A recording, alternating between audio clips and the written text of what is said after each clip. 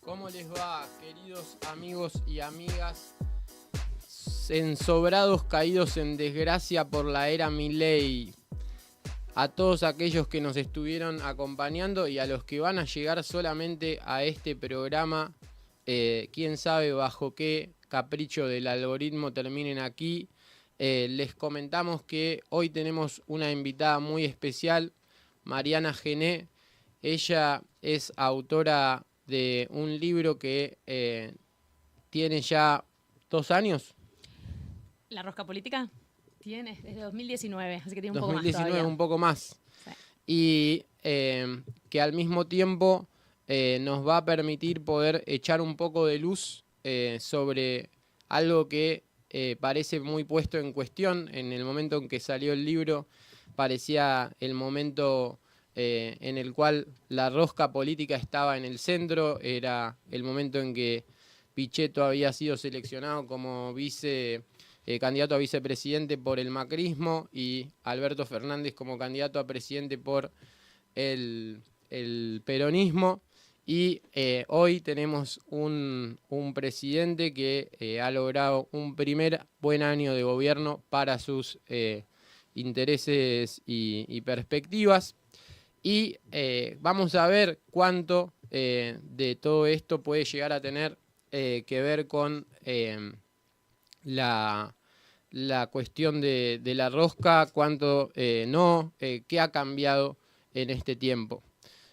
Mariana es una investigadora que en prestigiosas instituciones como la IDAES de Universidad de San Martín es docente de grado y de posgrado, que ha estudiado sociología política en la Escuela de Altos Estudios de París, y que asimismo es doctora en Ciencias Sociales por la Universidad de Buenos Aires, investigadora adjunta del CONICET, y sobre todo una persona que ha sido referencia para este tema en la conversación pública, y para nosotros es un honor poder tenerla.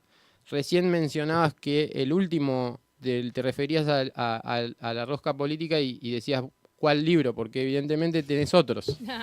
Sí, más tarde, en 2023, sacamos con Gabriel Bomaro un libro que se llama El sueño intacto de la centroderecha y sus dilemas después de haber gobernado y fracasado, que es un libro sobre la experiencia del gobierno de Cambiemos, no sobre la formación de Cambiemos, sino sobre sus logros y sus fracasos y sobre sus coaliciones de apoyo y de veto, un poco sobre hasta dónde pudo llegar ese proyecto. Nosotros pensábamos ahí cuánto espacio había para un proyecto de centroderecha, de derecha en la Argentina, y después, 4 años más tarde, obviamente, el escenario siguió cambiando y mucho, y ahora ya ese actor que parecía mantenerse en pie para poder llegar a tener revancha está muy desdibujado, ¿no?, frente a La Libertad Avanza en este año en que efectivamente, como vos decías, logró bastantes cosas.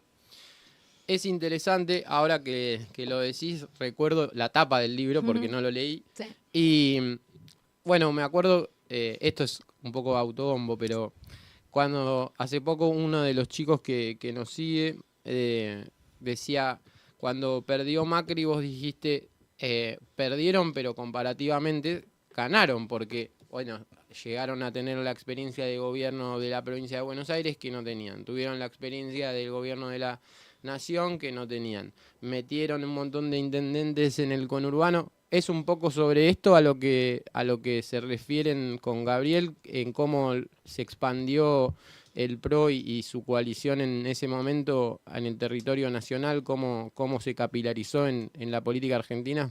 Total, nosotros de hecho en la introducción del libro decíamos con Gabriel, hicieron negocio, ¿no? Hicieron negocio como cuando en un partido de fútbol salís y decís, bueno, hicimos negocio, ¿no? Empatamos, ¿no? Firmás el empate o algo por el estilo. En este caso perdieron, pero con una coalición que se mostraba resiliente, que se mostraba que se había mantenido unida aún después de la derrota, porque tenía buenas razones para mantenerse unida. Había sacado más del 40% de los votos en esa segunda vuelta, en esas marchas del Sí se puede, se había vuelto como una identidad que parecía un poco más fuerte, más robusta, más decidida a seguir sosteniendo, digamos, en cierta manera el liderazgo de Macri y a los objetivos de esa coalición, aún habiendo perdido, ¿no? Habiendo tenido esa experiencia de gobierno que vos decís, no habiendo gobernado la provincia de Buenos Aires, habiéndose expandido, y parecía una coalición que crecía y que de hecho uno podría decir, incluso con las elecciones de 2023, ¿no? Gobiernan hoy en día, ¿no? Más provincias que nunca. Lo que pasa es que el cimbronazo que supuso la llegada de Milei y sobre todo la disputa de su base social, diría yo, sobre todo, ¿no? La disputa de esos electores que en las provincias pueden haber votado a gobernadores del PRO, del radicalismo, pero que en las nacionales votaron a Milei y que quieren que esos gobernadores no le pongan palos en la rueda, que quieren que esos diputados y senadores de Juntos por el Cambio también acompañen, y un Mauricio Macri que no pareciera haber encontrado un lugar muy claro durante este año, ni tampoco el resto de los líderes del PRO. Nadie parece haber querido diferenciarse muy netamente de la Libertad Avanza, corriendo el riesgo ahora de ser subsumido, digamos, en las elecciones del año que viene. Claro. Vos dirigís una revista que se llama Papeles de Trabajo. ¿Y qué indagaciones están haciendo con esta revista últimamente?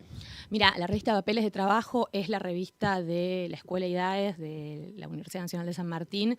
Es una revista académica a la cual los investigadores, investigadoras mandan papers a que sean evaluados con referato, y yo como directora de la revista lo que hago es manejar todos los procesos para que esté bien indexada, para que los referatos se hagan a tiempo, para que tenga muy buena evaluación entre pares y esté muy bien jerarquizada, y a la vez seleccionamos dossiers. En este momento está a punto de salir un dossier de historia reciente compilado por un gran historiador que es Hernán Confino, que hizo un trabajo, publicó un libro hace unos años sobre la contraofensiva montonera, y ahora publicó un libro junto con otro colega sobre los distintos debates de la vuelta de la democracia sobre la cantidad de desaparecidos.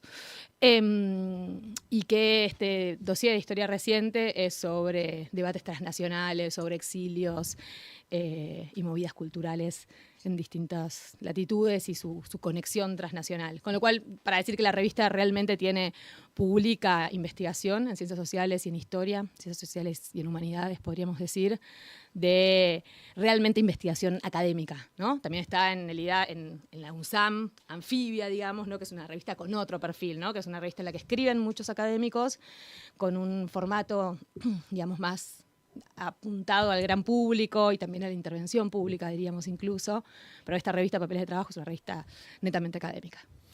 ¿Y qué es lo que vos percibís como investigadora en ciencias sociales en relación a lo que fue este último año? O sea, ¿se vieron afectados o en su caso particular pudieron continuar habitualmente?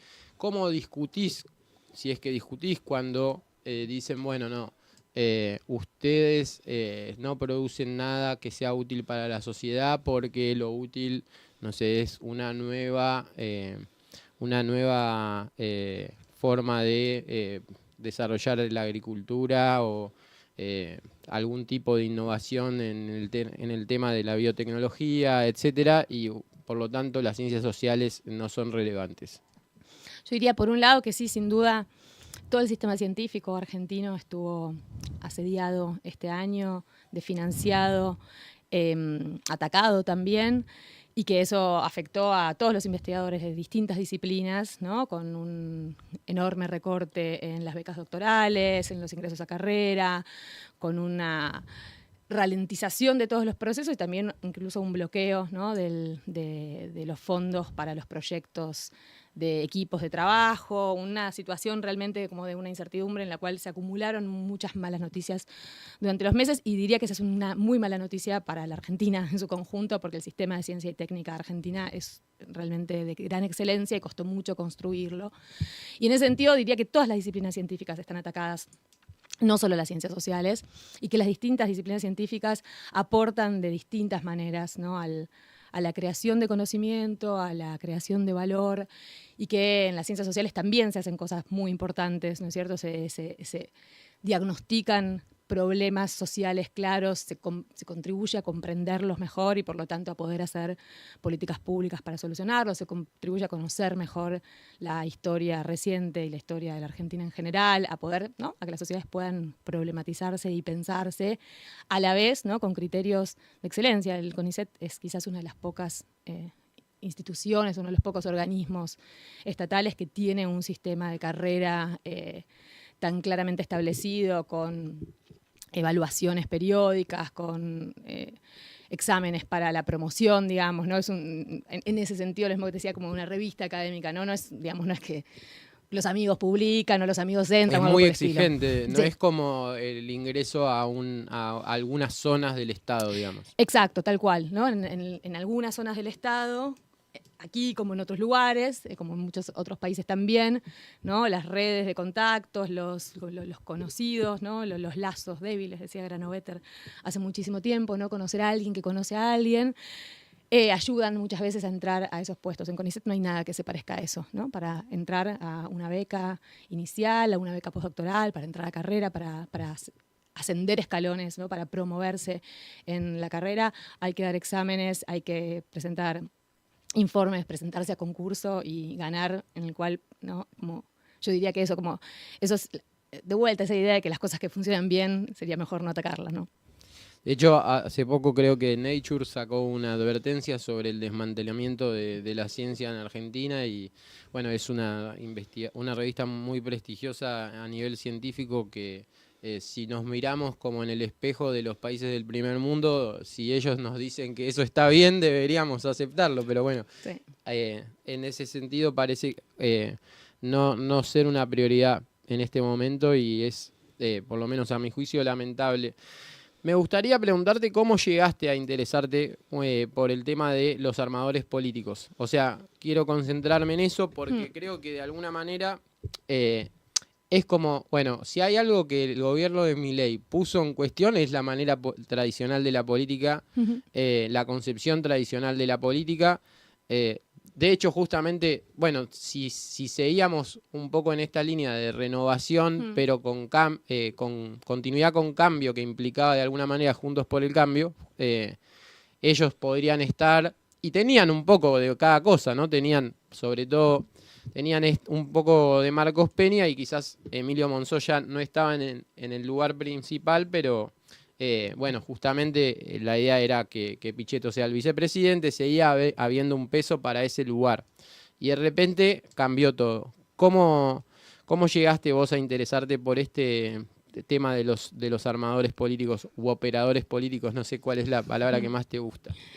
Sí, a mí me gusta más armadores. Me parece que está un poco menos connotada, digamos, ¿no? Me parece que da un poco más de espacio para pensar qué hay ahí adentro de esa categoría, qué hacen, ¿no?, estos armadores políticos, estos expertos en la negociación política, en el detrás de escena, en los vínculos al interior del sistema político, que es lo que logran destrabar, sostener.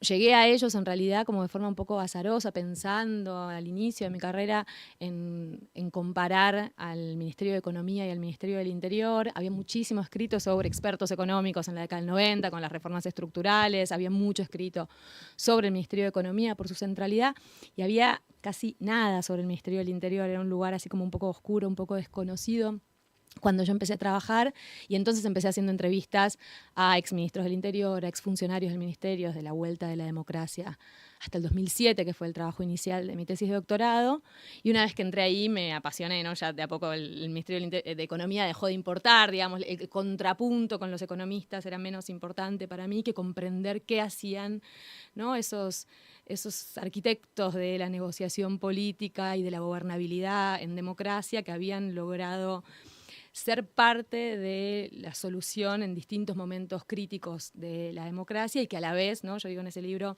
son fundamentales para la política minúscula, ¿no? No para la gran política quizás, no para las grandes... Para marcar los grandes rumbos o poner la mano en la rueda de la historia, dice Weber, ¿no?, o para enamorar, o esos grandes liderazgos que hacen que haya grandes entradas en política, grandes politizaciones, digamos, de generaciones enteras, pero sin embargo, para esos grandes líderes, estos armadores son fundamentales porque son artífices del día a día de la democracia, ¿no? De esa negociación entre actores para lograr que, además de tener grandes ideas, haya modos de llevarlas adelante. Y como vos bien decías, ¿no? En el gobierno de Cambiemos, ¿no? El posfacio de ese libro, que son algunas páginas sobre el gobierno de Cambiemos, en el que yo fui a entrevistar, ¿no? a sus armadores, y en el que en efecto, ¿no? está, como vos bien decías, mucho Marcos Peña y también mucho Monzó y Frigerio, ¿no? Para lograr sacar las leyes que le hicieron falta al gobierno de Macri, para lograr negociar con los gobernadores, para lograr, aún no teniendo mayorías en ninguna de las dos cámaras, poder hacer avanzar un tanto su agenda. Y en efecto, tal como vos decís, ahora pareciera, ¿no? Hay una minoría muchísimo más importante, un poder institucional muchísimo menor del que tenía Cambiemos, que en ese momento les parecía el menor de la historia, y ahora tenemos, ¿no? un presidente que llegó al poder casi sin partido, digamos, ¿no? Con un partido armado así de forma medio aluvional y apurada para las elecciones de 2023, alquilando sellos partidarios en algunas provincias, etcétera, con 38, 39 diputados, con 8 senadores, sin ningún gobernador propio, sin ningún intendente propio, y con esa gran escasez de poder y con ese desdén por la rosca política, podríamos decir. Sin embargo, ¿no? Todo parece haber cambiado y sin embargo algunas cuantas cosas parecen mantenerse similares a como eran. Es la palabra ya casta, o sea, obviamente, y puede involucrar, hay gente que en los focus groups identifica, y no me parece, digamos, descabellado que digan, bueno, sí, la casta también son los empresarios que siempre se benefician con todo, los que siempre salen ganando. Al ser un término, bueno, como país, como otros que son difíciles de que todos tengamos la misma idea sobre esa palabra, fue virtuoso para Milei para denominar los que de alguna manera se pueda considerar cada uno en su conciencia los culpables de la situación en la que estamos. Ahora, lo que no queda duda es que posiblemente los rosqueros están adentro de esa denominación. ¿Qué te generó esto? ¿Qué pensaste sobre esto? Yo pienso que, tal como vos decís, ¿no? La noción misma de casta es polisémica y a la vez es como un significante vacío, ¿no? Algo de lo que se puede ir cargando de distintas cosas. Pueden entrar los empresarios, pueden entrar los periodistas ensobrados, pueden entrar una parte de la justicia, y también entran de forma selectiva, digamos, los dirigentes políticos, ¿no? Hay políticos que se convierten al espacio libertario y entonces dejan de ser casta, o diputados y senadores que eran ratas inmundas y después pasan a ser héroes, ¿no? Yo creo que ahí hay realmente como un gran pragmatismo y un gran maximalismo por parte de Milei, las dos cosas juntas. Eso es como realmente lo curioso, ¿no? Es seguir apostando a ese descrédito de la política y a la vez también, ¿no? Negociar, invitarlos a comer un asado cuando logra sacar la ley bases, cuando logra que el veto jubilatorio, el veto a la movilidad jubilatoria no prospere, o el veto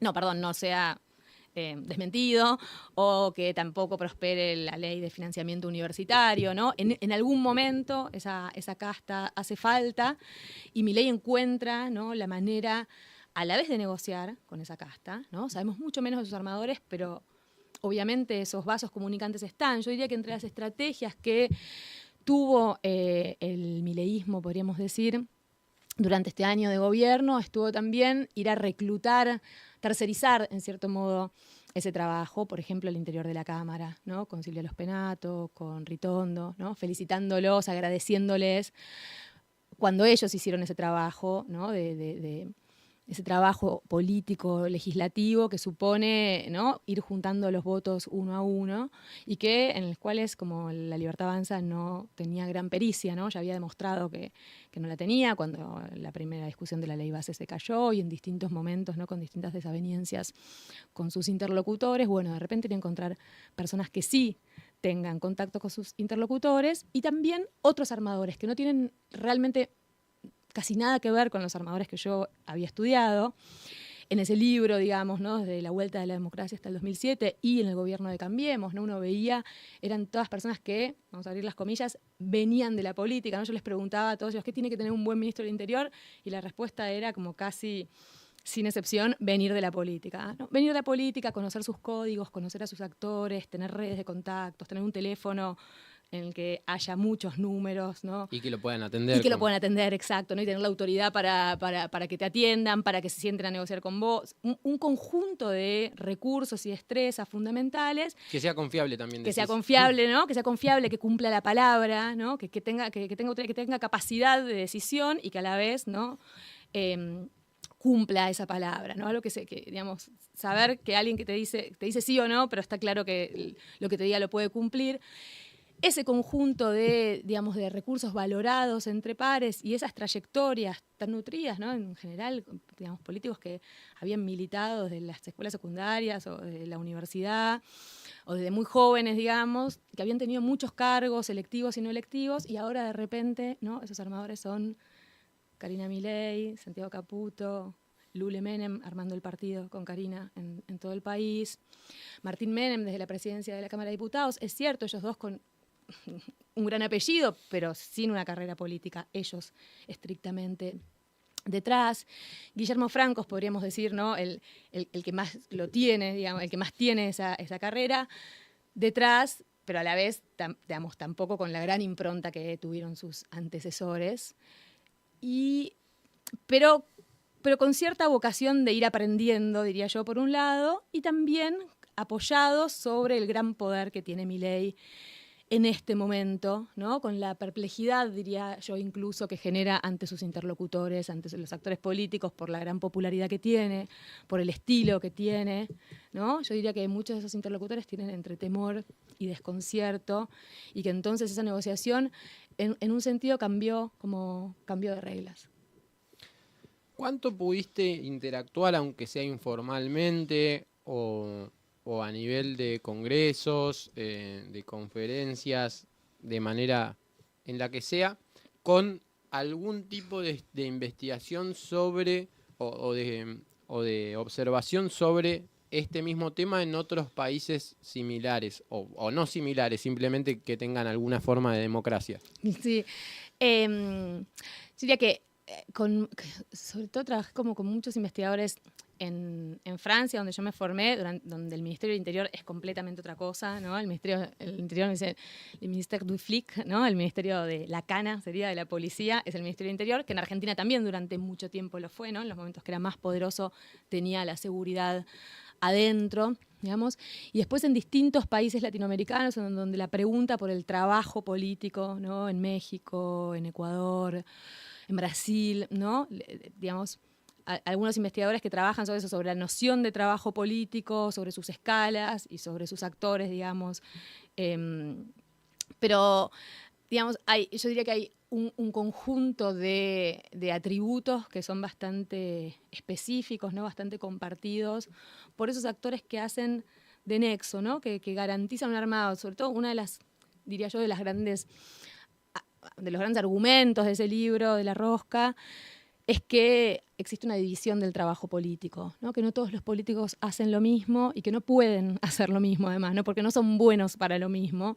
Hay políticos que son muy buenos declarando, que son muy buenos ante el público, que son muy buenos oradores, que son muy buenos poniendo discusiones en escena, convocando. Hay otros políticos que saben, que se especializan mucho en temas, que son, ¿no? Que son como portavoces expertos en algunos temas y que les importa mucho la gestión. Y hay políticos que trabajan en el territorio y hay políticos que son, ¿no? Como muy diestros, ¿no? Muy astutos y muy sagaces para comprender la complejidad de esa negociación entre pares que supone negociar con otros actores con poder también, ¿no? Que hasta ahora, diría yo, supuso la persuasión y la coacción, ¿no? Las dos cosas, muñequear, diría, ¿no? Maniobrar entre esas dos cosas. Que me parece que ahora, en este momento actual, la parte de la persuasión, de la seducción, que es bastante propia de los armadores políticos, ¿no? Que son entradores, que saben cómo ganarse a su interlocutor, aun cuando estén en una negociación que muchas veces supone disparidad de poder, diría que ese atributo en este momento no está, digamos, ¿no? No está tan claro, incluso para los actores del PRO, que prestan sus votos de forma muy consistente, consecuente a La Libertad Avanza. Hay bastantes rispideces, bastantes incomodidades, ¿no? Lo vemos, ya que la nombramos a los Penato, ¿no? En el caso de Ficha Limpia, ¿no? Como habían negociado algo, habían cerrado una negociación y después se enteró, digamos, de que le estaban fallando esa palabra en ese momento, ¿no? Bueno, hay como ese conjunto de códigos, diría yo, que en este elenco político parecieran estar bastante ausentes y que ahora igual en gran medida le rinden por el gran poder que tiene Milei, por todo lo que vino a patear el tablero y incomodar y a descolocar al resto de los actores, pero que hay que tener cuidado, digamos, porque cuando las fuerzas políticas o los líderes políticos caen en desgracia, que eso eventualmente pasa, digamos, ¿no? La mesa redonda y después toca estar del otro lado y quizás se acumulen un par de molestias, de malestares que en el futuro pesen. Sí, una de las cosas que me genera intriga, creo que no tenés la respuesta, pero te lo comparto para que vos me puedas también compartir tu impresión, es cómo se compatibilizan, o si evidentemente algún tipo de paz hay entre ellos, los roles de Santiago Caputo y de Guillermo Francos. Porque en el caso del macrismo estaba claro que había una subordinación, o sea, la rosca funcionaba sobre la base de un filtro que era el que habilitaba a Macri a través de Marcos Peña. En cambio, bueno, el gobierno de Frente de Todos fue un caos. Ya vamos a hablar un poco de eso porque, bueno, uno de los personajes que analizás en el libro es Alberto Fernández, así que te voy a tener que preguntar sobre él. Y bueno, y en este caso es algo totalmente diferente porque, o sea, yo creo que Santiago Caputo debe ser una persona muy inteligente, me encantaría conocerlo en persona, pero más allá de eso, hay una realidad que muchas veces dicen, no, bueno, Marcos Peña es una persona que es como el Santiago Caputo. No es así, porque Santiago Caputo no está con un contrato de locación de servicio, y Guillermo Francos es el que finalmente aparece como, después de Karina Milei, por supuesto, a cargo de la estructura del Ministerio del Interior, que posibilita o ayuda a desbloquear algunas cosas en el Senado, etcétera. Por esta relación que siempre hay entre el Ministerio del Interior y el Senado. ¿Hay algo ahí que no estemos viendo? ¿Cómo crees que se da esa relación?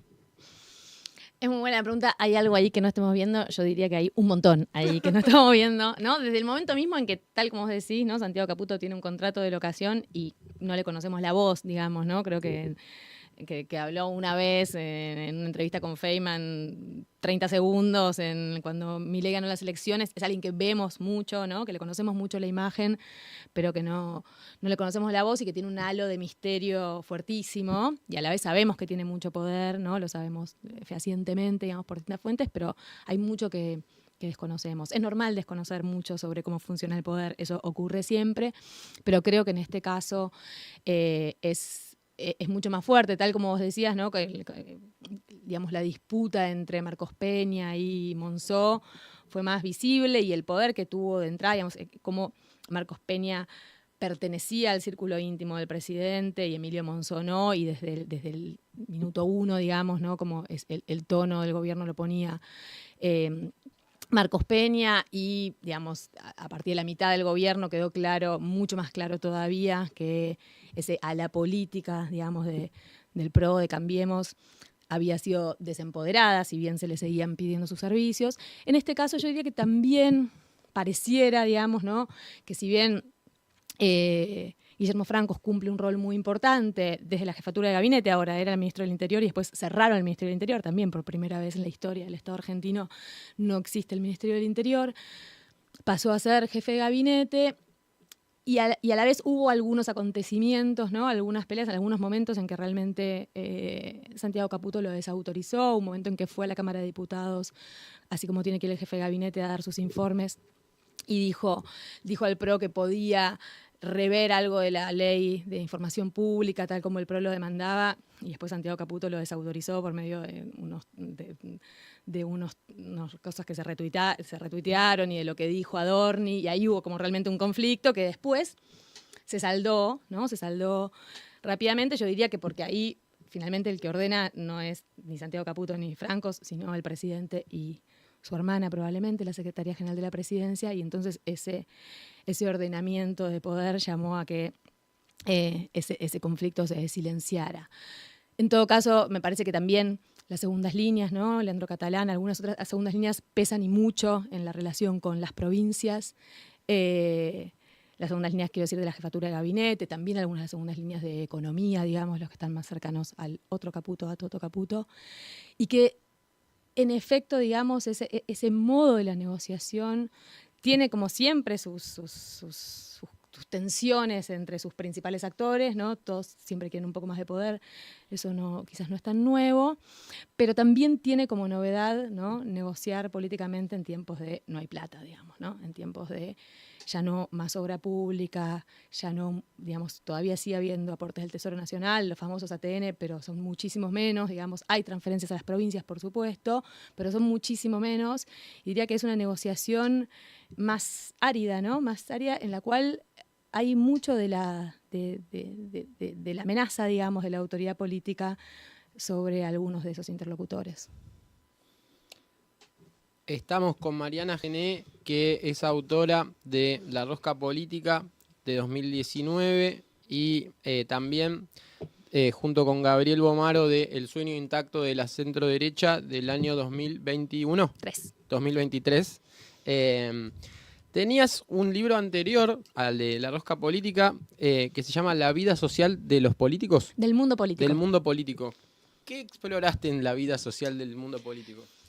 La vida social del mundo político es un libro que compilamos junto a Gabriel Bomaro también, en el cual hay distintos capítulos. Yo diría que es un libro sobre la nueva sociología política en Argentina, que tiene esta, ¿no? El título lo dice, esta idea de que la política no se basta a sí misma, digamos, no es un juego cerrado en que hay políticos y partidos, instituciones y reglas, sino que también tiene un gran arraigo en el mundo social, en momentos históricos, en experiencias, en grupos sociales que entran a la escena, que tienen momentos de incorporación o no, y que cambian, ¿no? La fisonomía, diría yo, del mundo político. Y ahí hay entonces como distintos trabajos no sé, desde trabajos sobre burocracias públicas hasta trabajos sobre economistas y sus modos de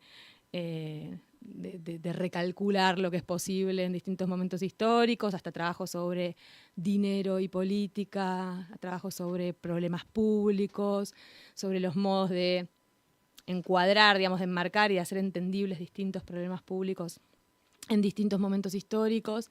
Y es un trabajo que tiene realmente como yo diría como la pretensión de mostrar cuánto, digamos, la sociología tiene una mirada específica sobre la política que se distingue de las de otras disciplinas, digamos, de la historia, de la ciencia política, y que reúne entonces ahí como distintos trabajos. Mi capítulo en ese libro es sobre armadores, ¿no?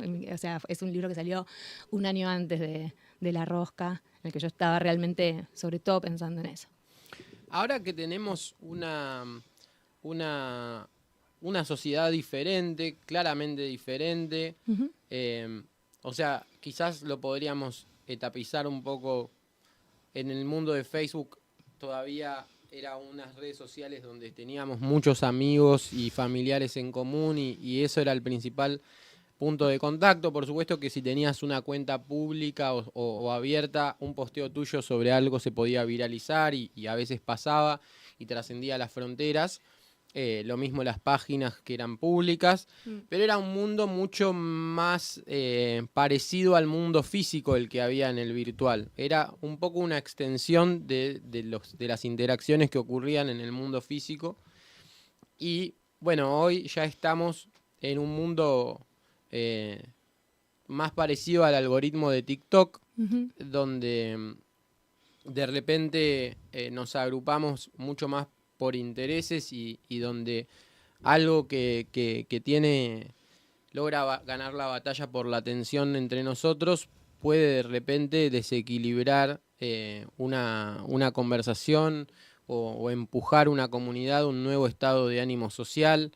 Es como, no sé, yo lo trato de graficar como antes el mundo parecía así, nosotros lo mirábamos desde acá, y ahora es como que parece que todo el tiempo hay como pelotitas que se están disputando dónde está el verdadero centro, y un día uno está en el centro de la visión que le permite cierta vista panorámica, y al día siguiente te despertaste y estás en el lugar exactamente opuesto, donde no podés observar el proceso y donde crees que sabés y no sabés nada de lo que va a pasar. O sea, algo así vinculado con el principio de incertidumbre y bueno, esto del caos que se habla tanto, del sistema complejo y distribuido en la información. ¿Cómo altera eso para vos, en lo que has podido ver en el último tiempo, la cuestión del armador político? Porque finalmente una de las cosas que decías, bueno, antes el armador político venía de la política. Y de alguna manera, si bien todavía no estamos en un cambio total en relación a eso, seguramente imaginás o pensás futuros posibles, algunos indicios que puedan haber en relación a este proceso, sabiendo que, bueno, hoy quizás antes pesaba más, no sé, un egresado de una escuela preuniversitaria que había estado en presidente del centro de estudiantes, y probablemente el que va a pesar más de acá en adelante puede llegar a ser o un influencer o un cripto emprendedor con cierto interés en el mundo público. Bueno, otras figuras que entran a jugar y que no estaban en el mundo político antes, porque de alguna manera la política dejó de ser propiedad de los políticos. Eso me inquieta. Sí, total, hay un montón de temas como interesantísimos ahí para pensar. Yo diría, por un lado, esta idea, ¿no?, de que la política dejó de ser propiedad de los políticos, ¿no? La política conoce repetidamente oleadas de nuevos ingresos a la política, ¿no? No sé, en Argentina tenemos diputados de movimientos sociales, hay muy pocos países en los que eso ocurre, diría que en ninguno, ¿no? Lo cito a Francisco Longa, un amigo, un investigador que trabaja sobre estos temas, en ninguno, como en Argentina, digamos, no hubo una bancada tan grande de movimientos sociales como hubo en su momento una bancada sindical tan grande. En Argentina también, ¿no?, pensando en otro libro de Gabriel Bomaro, en La larga marcha de Cambiemos, ¿no?, entraron un montón de CEOs y managers al mundo de la política.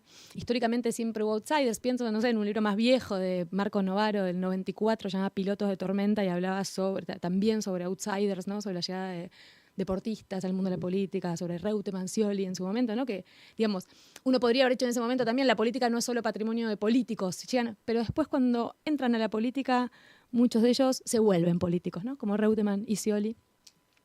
Entonces, esos tiktokers, esos influencers, esos que están minando cripto, una vez que entran en la dinámica política, hacen algo con el mundo político, ¿no?, lo trastocan, lo transforman, y el mundo político también hace algo con ellos, ¿no? También les enseña que hay reglas, que hay negociaciones que son necesarias, que hay instituciones que fuerzan en determinado momento, ¿no?, a tener que ir a conseguir votos, por ejemplo, para poder pasar leyes y, por lo tanto, a necesitar también más votos en las elecciones de medio término, por ejemplo, como las que vienen el año que viene, para conseguir robustecerse. Y también es cierto, ¿no?, tal como vos decís, que en algún momento era un recurso muy valorado haber sido presidente de un centro de estudiantes en la universidad, en algunos colegios preuniversitarios, y ahora se vuelve un recurso ser muy conocido, tener muchas views, ser popular en distintas redes. Algunos de los legisladores que entrevisté para un trabajo más etnográfico en la Cámara de Diputados me decían, ¿no?, algo de cómo cambia también el trabajo parlamentario propiamente dicho, ¿no? Antes había grandes discusiones en el recinto y ahora muchos de esos diputados de distintos partidos, digamos, no solo de La Libertad Avanza, por supuesto. Muchos diputados están más preocupados por el recorte chiquitito que van a poder hacer para ponerlo en Instagram, ¿no? Para que se viralice, para que sea lo más picante posible, ¿no? Hay algo, por supuesto, ¿no? De esa dinámica, como de la política que cambia, y que cambia cuando llegan algunos de esos actores que hasta entonces no tenían vínculo con ella.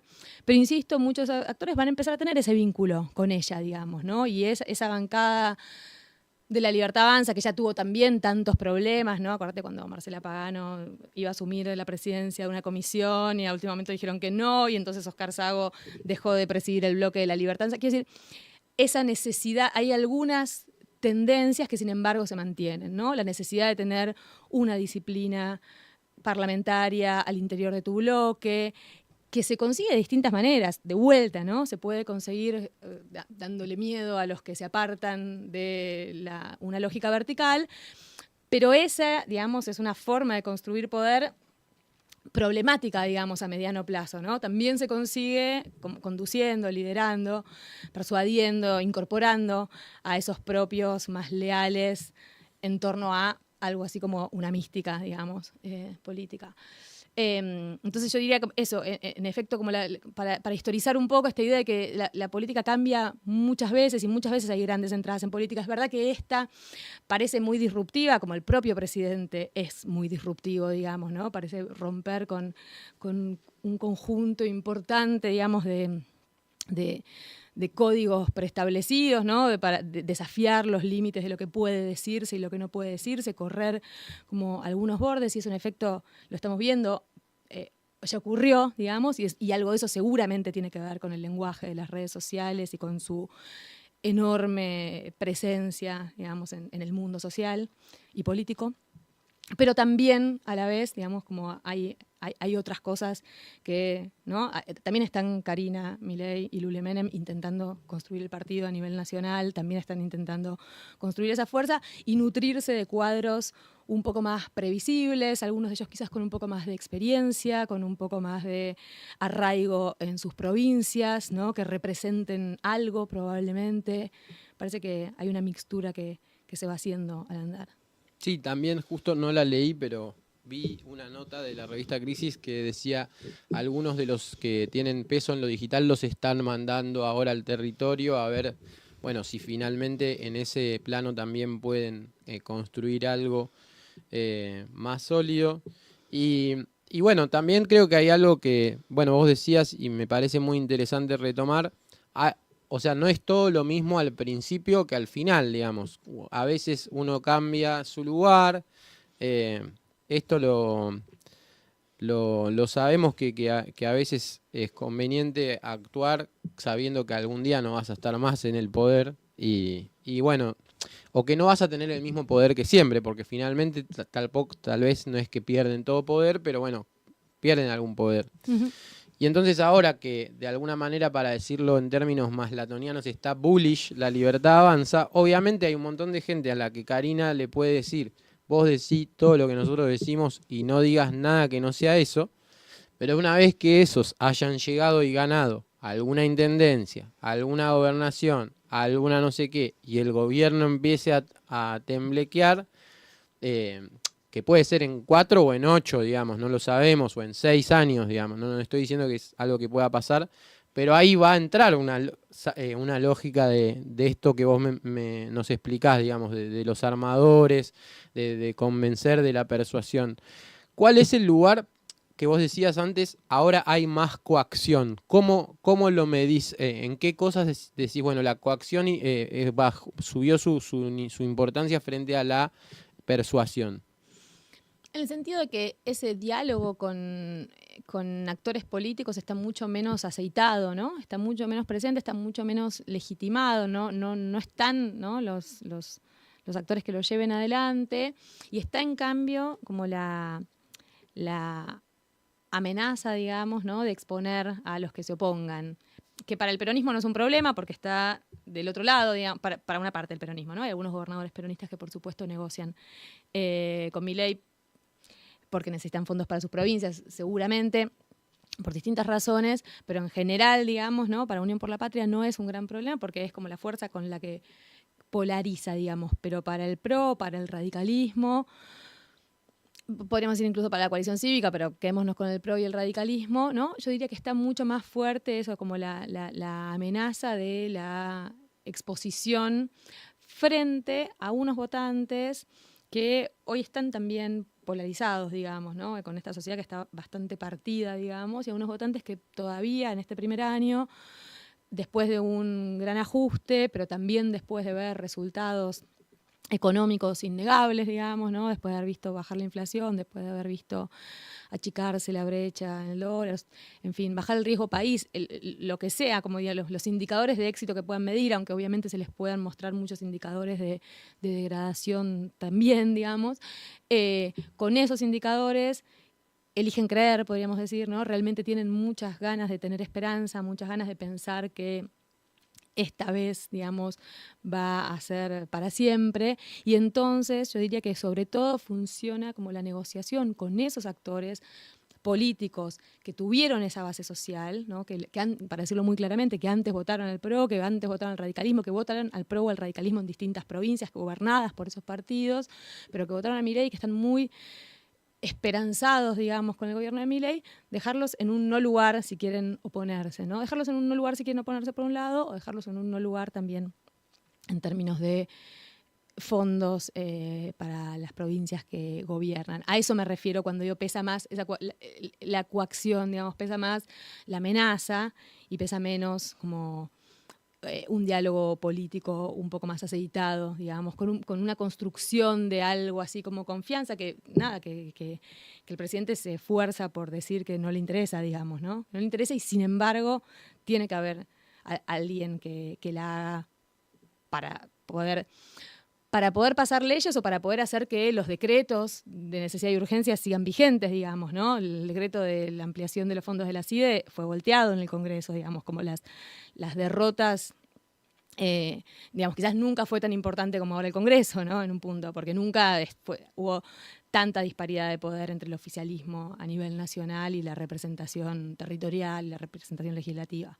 Entonces, por un lado, esa negociación hace falta, por otro lado, esa negociación no tiene como ese saber hacer y esos vínculos de confianza que antes eran importantes, pero avanza. Y yo diría que avanza en virtud, ¿no? Un entrevistado mío del PRO me decía, en el PRO hay 3 razones por las que distintos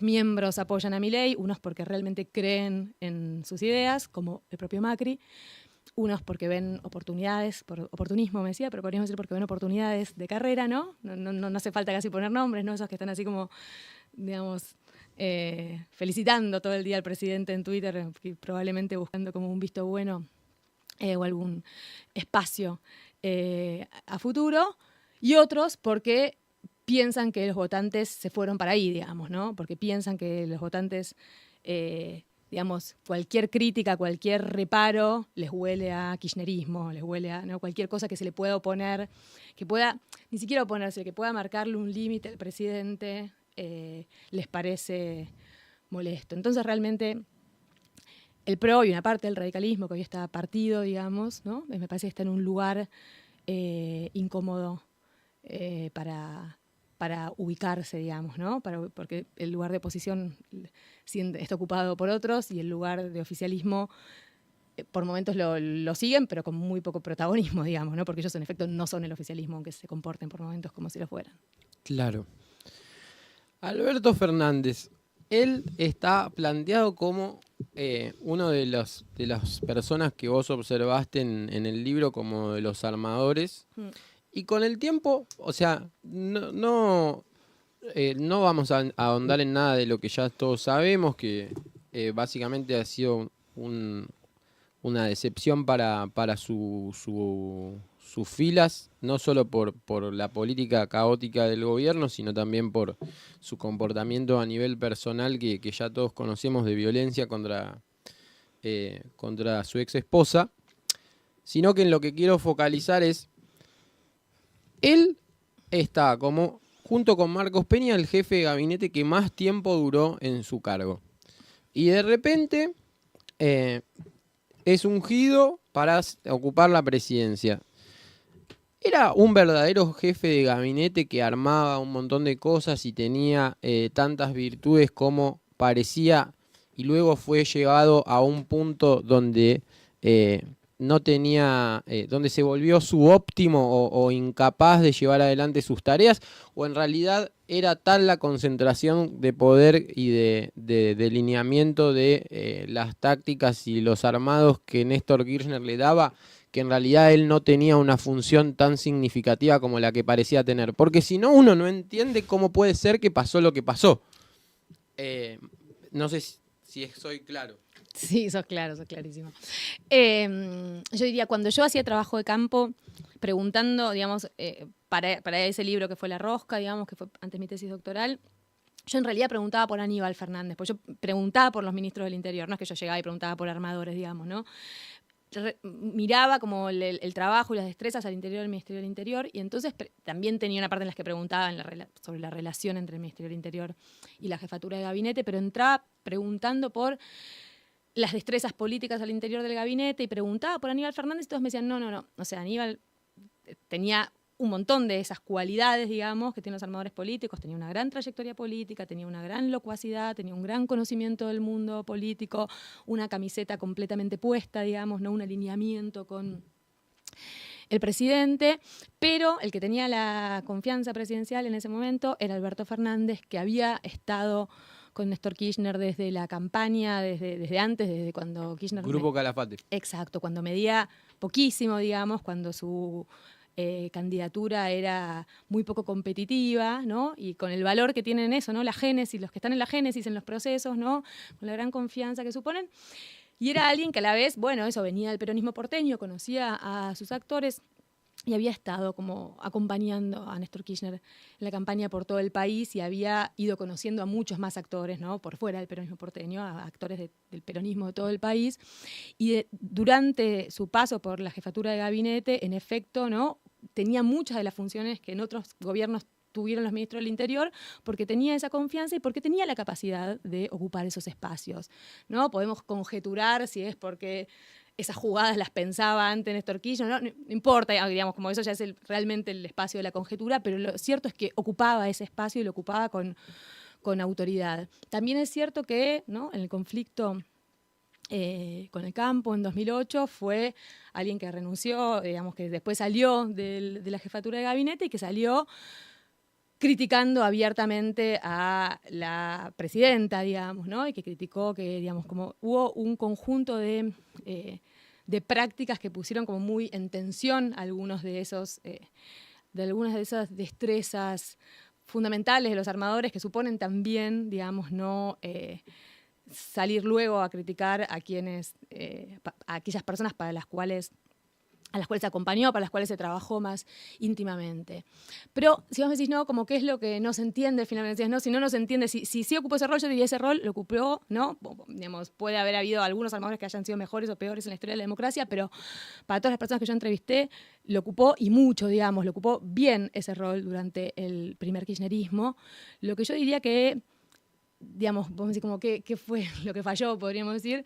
Bueno, el Frente de Todos fue un experimento, digamos, en gran medida, y ungir como presidente a alguien que no tiene votos propios fue la primera vez que ocurrió desde la vuelta de la democracia, ¿no? Digamos, incluso Milei tuvo pocos votos en la primera vuelta, como tuvo pocos votos Kirchner en la primera vuelta, pero eran votos que sacó, digamos, ¿no? En este caso fue una jugada, ¿no? Que parecía una jugada maestra en términos electorales, pero que, bueno, era una jugada realmente audaz, sin duda, ¿no? y que rindió en términos electorales, pero después a la hora de gobernar fue muy problemática. Y yo diría, ¿no? Una cosa es qué hace falta para ser un armador y otra cosa es qué hace falta para ser un presidente.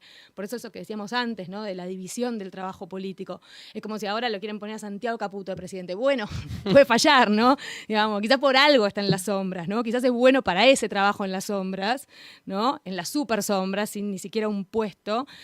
Y quizás no sería bueno, ¿no? Para candidatearse o para gestionar incluso. Entonces, para mí realmente ahí está como el kit de la cuestión y creo que quizás parte del aprendizaje es eso, ¿no? Digamos que la disputa política en democracia supone convencer, supone tener votos y representar cosas, además de tener astucia y conocer a los actores del mundo político.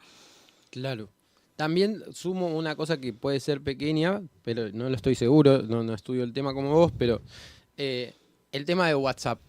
O sea, existe WhatsApp y antes no existía, entonces no es lo mismo ser un operador en la época de WhatsApp que en la época del teléfono de línea, porque uno le puede decir a dos personas exactamente lo que quieren escuchar, pero ahora hay capturas. Sí. Total. O sea, realmente no hay saltos tecnológicos, hay cambios en los dispositivos que también, así como yo te decía, no cambian los debates parlamentarios, porque esos diputados están pensando, tipo, a ver, me luzco en este minuto y medio para que lo recorten y se viralice.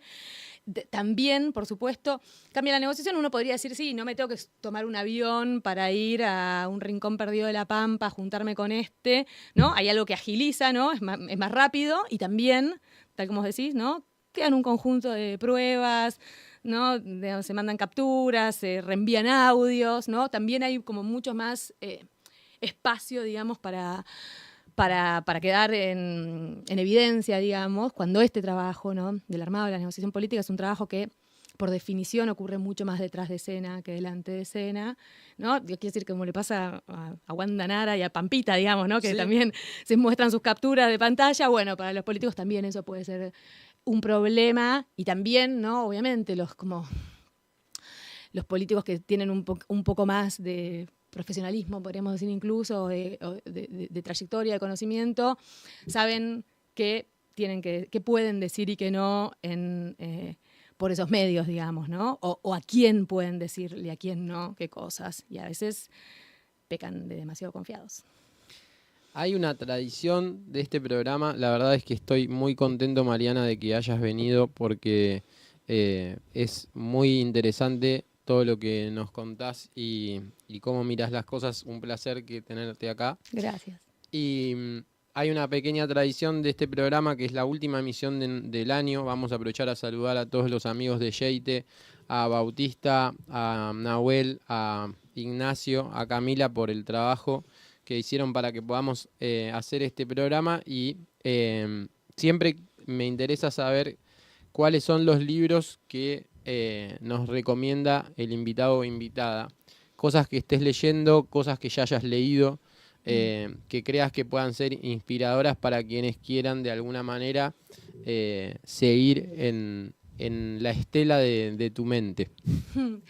Bien, por un lado a mí me encanta la literatura, ¿no? Pienso que hay como grandes escritores en Argentina, como el último libro que leí es el de Magalí Echevarne, un libro de cuentos que es hermoso, pero si no, no sé, leer a Selva Almada, leer a Martín Cohen, leer... no sé, como realmente como es un poco infinito como el panorama de lecturas posibles. Hace poco leí el libro de Carrer, que se llama B13, ya ahora yéndome fuera de Argentina, ¿no? A Francia, sobre los atentados yihadistas en París, en el Bataclan, sobre el juicio de los atentados. Es un librazo, ¿no? Esos libros que llorás, que no puedes soltar.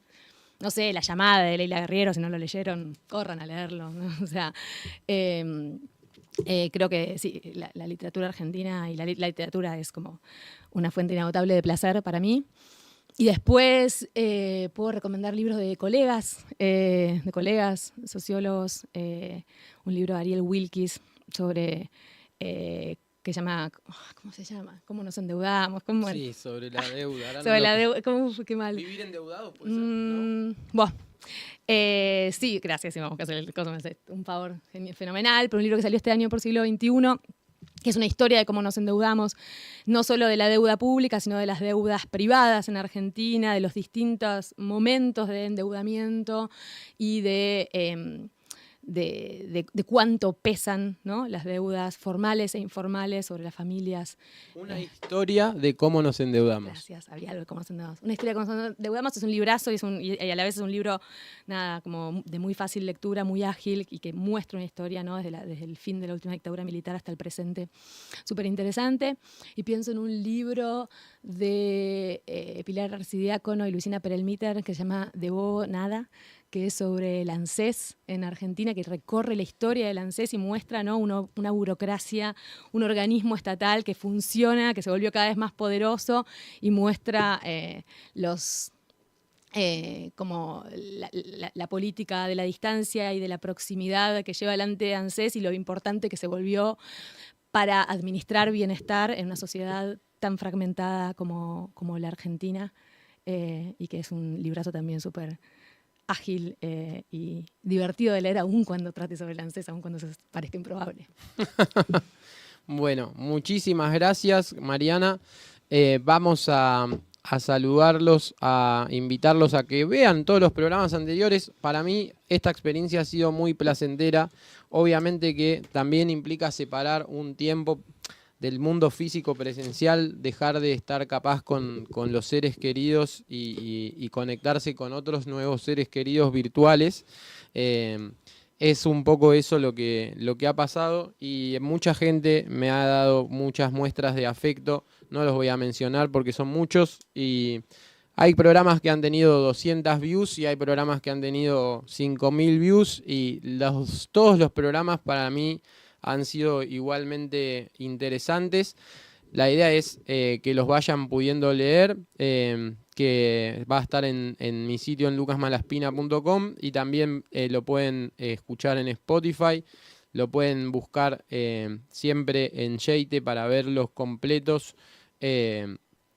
Y bueno, el agradecimiento principal es para mi amigo Nicolás Rubinstein, que además es mi socio, y que él siempre me apoyó para que vaya adelante con esto, para Iván Sberlik, para Martín Cortés, para todos aquellos que de alguna manera compartimos el día a día y impulsaron esta iniciativa. Un abrazo, Mariana, y gracias por venir, gracias a Yeite, y esperamos que puedan disfrutar el verano.